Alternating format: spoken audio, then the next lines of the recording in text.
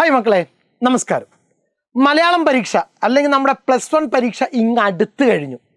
നമ്മൾ ആദ്യത്തെ മലയാളം പരീക്ഷ എന്ത് ചെയ്യാൻ പോവാണ്? അറ്റൻഡ് ചെയ്യാൻ പോവുകയാണ്. മലയാളം പരീക്ഷ അറ്റൻഡ് ചെയ്യാൻ പോകുന്ന സമയത്ത് പല കുട്ടികൾക്കും ആശയങ്ങൾ മനസ്സിനകത്തുണ്ട്, എഴുതാനുള്ള കാര്യങ്ങൾ അറിയാം, പക്ഷെ സമയം എന്ത് ചെയ്യുന്നില്ല, തികയാത്ത പ്രശ്നം. ഇതുകൊണ്ടായിരുന്നു പലരും ഹിന്ദിയുടെ പിന്നാലൊക്കെ പോയിരുന്നതെന്നുള്ള കാര്യങ്ങൾ നമുക്കറിയാം. പക്ഷേ ഏറ്റവും ചുരുങ്ങിയ സമയം കൊണ്ട് ഏറ്റവും പൂർണ്ണമായിട്ടുള്ള 100-ൽ 100 മാർക്ക് നമുക്ക് എന്ത് ചെയ്യാൻ പറ്റും? ഈസി ആയിട്ട് സ്കോർ ചെയ്യാൻ പറ്റും.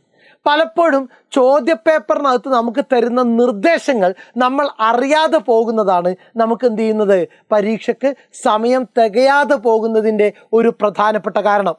അങ്ങനെ തികയാതെ ഇനി എന്ത് ചെയ്യരുത്, നമ്മൾ പരീക്ഷാ ഹാളിൽ നിന്ന് ഇറങ്ങുന്ന ഒരു സാഹചര്യം ഉണ്ടാകരുത്. പരീക്ഷ അറ്റൻഡ് ചെയ്യുന്ന സമയത്ത് ആ ഓരോ ചോദ്യങ്ങളുടെയും ഘടന എന്താണ്, ആ ഓരോ ചോദ്യങ്ങൾക്കും ഉത്തരം എത്രയാണ് എഴുതേണ്ടത്, അത്ര മാത്രം എന്ത് ചെയ്യാൻ പാടുള്ളൂ, നമ്മൾ എഴുതാൻ പാടുള്ളൂ. അത് മുഴുവൻ സെറ്റാക്കുന്ന ഈ വീഡിയോക്കകത്തേക്ക് എല്ലാ മക്കൾക്കും എന്ത് ചെയ്യുന്നു, സ്വാഗതം പറയുന്നത്. നമുക്ക് നോക്കാം മലയാളം പരീക്ഷ സമയം എങ്ങനെ നിയന്ത്രിക്കാം. നോക്കുക, നമ്മുടെ പരീക്ഷയുടെ സമയം എന്ന് പറയുന്നത് കൃത്യം 2.5 മണിക്കൂറാണ്. കൂൾ ഓഫ് ടൈം അഡീഷണൽ ആണ്, 15 മിനിറ്റ് നമുക്ക് കിട്ടും അല്ലേ. 2.5 മണിക്കൂർ എഴുതാനുള്ള സമയം നമുക്ക് കിട്ടും. കൂൾ ഓഫ് ടൈം നമുക്ക് 15 മിനിറ്റ് അഡീഷണൽ കിട്ടും അല്ലേ. നിർദ്ദിഷ്ട സമയത്തിന് പുറമെ 15 മിനിറ്റ് കൂൾ ഓഫ് ടൈം. ഈ 15 മിനിറ്റ് മക്കൾ ചെയ്യേണ്ടത് ഏറ്റവും ഫലപ്രദമായിട്ട് ചോദ്യപേപ്പർ വായിച്ച് എവിടെയൊക്കെ എങ്ങനെയൊക്കെയാണ് ഉത്തരങ്ങൾ സെറ്റാക്കേണ്ടതെന്നുള്ള കാര്യം എന്ത് ചെയ്യണം, നിങ്ങൾ റെഡിയാക്കണം. നോക്കുക, 1 മുതൽ 6 വരെയുള്ള ചോദ്യങ്ങൾ, ആദ്യത്തെ സെറ്റ് ക്വസ്റ്റ്യൻ ആണ്. 1 മുതൽ 6 വരെ ചോദ്യങ്ങളിൽ ഏതെങ്കിലും 5 ഉചിതമായ 2 ഉത്തരം വീതം തിരഞ്ഞെടുത്തെഴുതുക. 1 മുതൽ 6 വരെയുള്ള ചോദ്യങ്ങൾക്ക് നിങ്ങൾ 5 മാത്രം ഉത്തരം എഴുതിയാൽ മതി. അതും എത്ര എണ്ണ വീതം? ഒരു ഉത്തരം എന്ന് പറയുന്നത് 2 സെറ്റായിരിക്കും.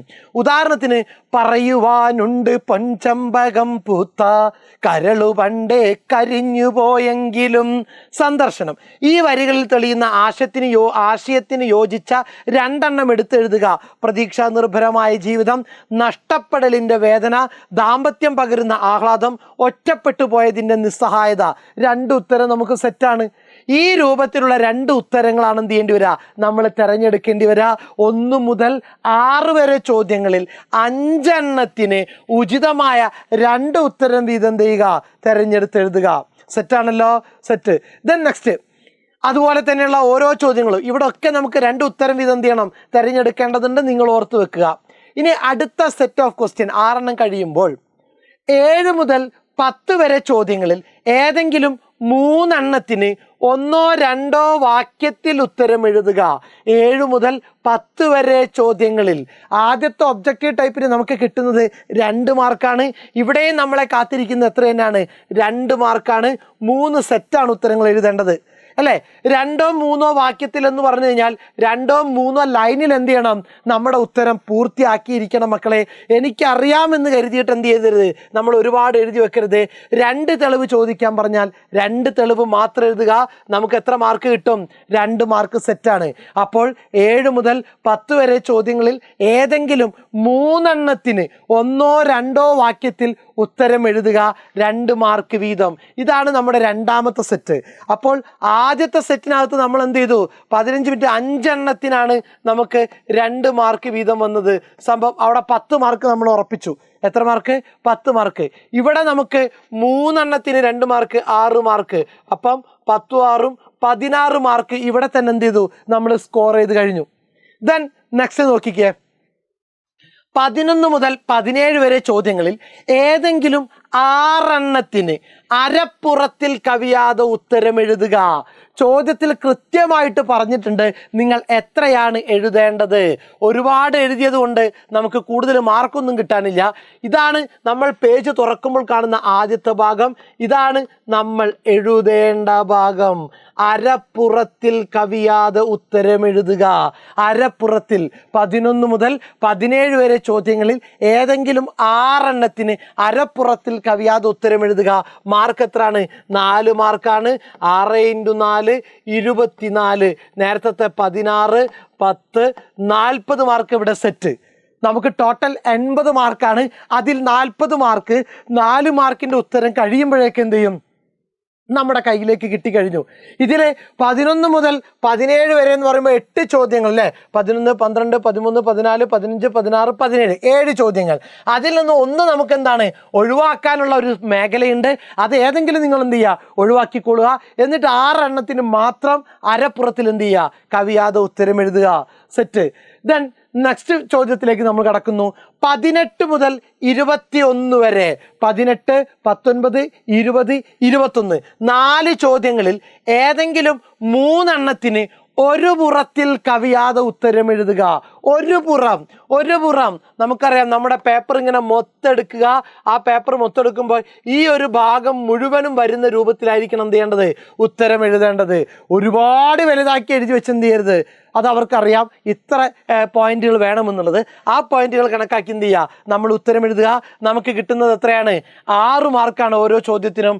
അപ്പോൾ 18 മാർക്ക്, നേരത്തെ 40 ഉണ്ടായിരുന്നു, 58 മാർക്ക്. യെസ്, 58 മാർക്ക് അല്ലേ? അപ്പൊ ഇത്രയും ഭാഗം എന്ത് ചെയ്ത് സെറ്റാക്കി കഴിഞ്ഞു. ഇനി നമുക്കുള്ളത് എന്താണ്, 58 മാർക്കിലേക്ക്. ഇനി ഇത് ചുവടെ തന്നിട്ടുള്ള കാവ്യഭാഗം വായിച്ച് 22 മുതൽ 24 വരെ ചോദ്യങ്ങൾക്ക് 1 or 2 വാക്യത്തിൽ ഉത്തരം എഴുതുക. 3 ചോദ്യം ഉണ്ടായിരിക്കും, 2 മാർക്ക് വീതം, 6 മാർക്ക്. നേരത്തെ നമുക്ക് 58 പ്ലസ് 6 സമം എത്രയാണ്, 64. ഇനി നമുക്ക് വേണ്ടത് 16 മാർക്കാണ്. ഈ കവിത നന്നായിട്ട് വായിച്ചു നോക്കണം. ഏത് സമയത്ത്, കൂൾ ഓഫ് ടൈമിൻ്റെ അകത്ത്. ഇത് കവിത തന്നെ ആയിരിക്കില്ല, ചിലപ്പോൾ ഒരു പാരഗ്രാഫ് ആയിരിക്കും. എന്നിട്ട് അതിൽ നിന്ന് ഉത്തരം കണ്ടെത്താൻ വേണ്ടി ഒരു 3 ചോദ്യം എന്ത് ചെയ്യും, നമുക്കിവിടെ തരും. 6 മാർക്ക് തന്നെയാണ് ഫലത്തിൽ. 2 mark 2 mark 2 mark, 3 × 2 6 mark, 58 mark, 64 എന്ത് ചെയ്തു, അവിടെ സെറ്റായി കഴിഞ്ഞു. ഇനിയുള്ളത് നമ്മുടെ ഉപന്യാസ മേഖലയാണ്. 25, 26, 27 ചോദ്യങ്ങളിൽ ഏതെങ്കിലും 2 എണ്ണത്തിന് മാത്രം 1.5 പുറത്തിൽ കവിയാതെ ഉത്തരം എഴുതുക. ഒരു പുറം, ആ പേപ്പർ തിരിച്ചു വെച്ചാൽ അടുത്ത പുറം, ഇവിടെ ഫുള്ള് നമ്മൾ എന്ത് ചെയ്യും, ഉത്തരം എഴുതി കഴിയും. എന്നിട്ട് ഇവിടെ എന്ത് ചെയ്യും, ഇത്രയും ഭാഗം കൂടി നമ്മൾ എഴുതും. നമുക്ക് കിട്ടുന്നത് 8 × 2 = 16 മാർക്കാണ്. 8 × 2 = 16 മാർക്ക്. അപ്പോൾ 64 + 16 80 എന്ത് ചെയ്തു, സെറ്റായി കഴിഞ്ഞു. റെഡിയാണോ? 3 ഉപന്യാസ ചോദ്യങ്ങൾ കൂടി എന്ത് ചെയ്യുന്നത്, നമുക്ക് കടന്നു വരുന്നത്. ഇത്രയാണ് എന്ത് ചെയ്യേണ്ടത്, ചോദ്യോത്തരം എഴുതുന്ന സമയത്ത് നമ്മൾ ശ്രദ്ധിക്കേണ്ടത്. ആവശ്യപ്പെട്ട സമയത്ത് ആവശ്യപ്പെട്ട അത്രയും മാത്രം എന്ത് ചെയ്യുക, മക്കൾ എഴുതുക. എനിക്ക് കൂടുതൽ അറിയാൻ, അല്ലെങ്കിൽ എനിക്ക് കൂടുതൽ അറിയാവുന്ന കാര്യങ്ങൾ കൂടുതൽ എഴുതി വെച്ചതുകൊണ്ട് കൂടുതൽ മാർക്കൊന്നും എന്ത് ചെയ്യാൻ പോകുന്നില്ല, നമുക്ക് കിട്ടാൻ പോകുന്നില്ല. ഇനി നമ്മൾ പഠിച്ചത് ആവശ്യത്തിന് ഇറക്കി വെക്കുക എന്നുള്ള കാര്യം മാത്രമാണ്. സെറ്റാണല്ലോ? അപ്പോൾ ഇന്നത്തെ ലൈവ് ക്ലാസ്സിൽ മറക്കാതെ എന്ത് ചെയ്യുക, നിങ്ങൾ എത്തിക്കൊള്ളുക. ഉത്തരങ്ങളെ കൃത്യമായിട്ട് ചുരുക്കി നിങ്ങളുടെ കയ്യിലേക്ക് എന്ത് ചെയ്യുന്നുണ്ട്, തരുന്നുണ്ട്. Okay, thank you.